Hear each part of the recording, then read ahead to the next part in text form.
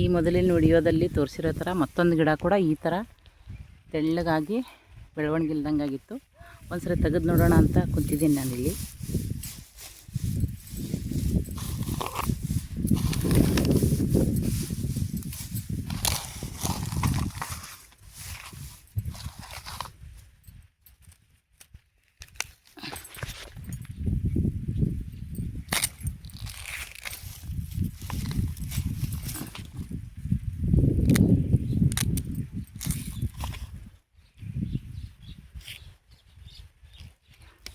ಇಲ್ಲಿ ನೋಡಿ, ಮತ್ತೆ ಅದೇ ಸೇಮ್ ಪ್ರಾಬ್ಲಮ್.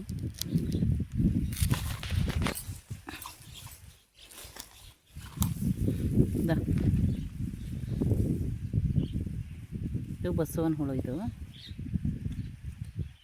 ನೋಡಿ, ಮತ್ತೊಂದಿದೆ.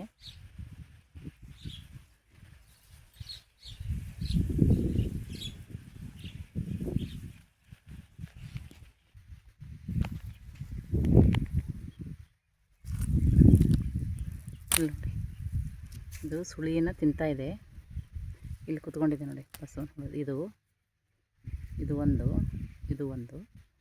ಇವಾಗ ಇದನ್ನು ಹೊರಗಡೆ ತೆಗೆದು ಸಾಯಿಸಬೇಕು.